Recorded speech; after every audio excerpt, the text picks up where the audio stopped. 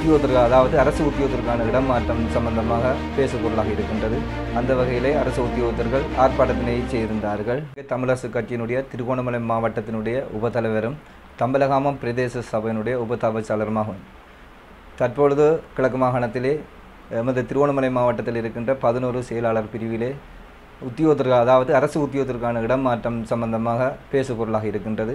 அந்த வகையிலே அரசு உத்தியோகத்தர்கள் ஆர்ப்பாட்டத்தினை செய்திருந்தார்கள். உண்மையிலே இது ஒரு திட்டமிட்டு அரச உத்தியோகத்தர்கள் மீது நடத்தப்படுகின்ற ஒரு செயலாக நாங்கள் பார்க்கின்றோம். காரணம் என்னவென்றால் எமது தம்பலாகம் பிரதேச செயலகத்துக்கு உட்பட்டவர்களையும் இந்த இடமாற்றத்தினை செய்திருக்கின்றார்கள். அது சம்பந்தமாக அவர்களுக்கு இடமாற்றம் சேரநூல மொரவாவ குச்சவெளி போன்ற பிரதேசத்துக்கு அவர்களுடைய இடமாற்றம் மேற்கொள்ளப்பட்டிருக்கின்றது.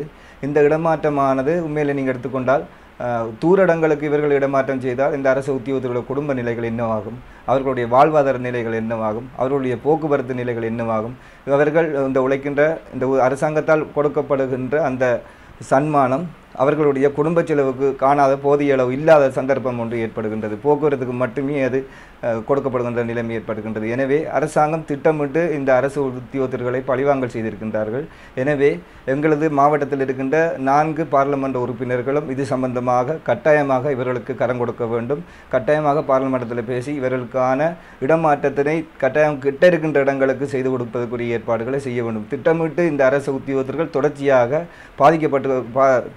இந்த அரசாங்கம் பாதிப்புக்கு உள்ளாக்கப்பட்டிருக்கின்றது. எனவே அவர்களுடைய நன்மை கருதி அவர்களுடைய தூரடமான இந்த இடமாற்றத்தினை ரத்து செய்து கிட்ட இருக்கின்ற இடங்களுக்கு அவர்களுக்கு கொடுப்பதற்குரிய ஏற்பாடை செய்ய வேண்டும்.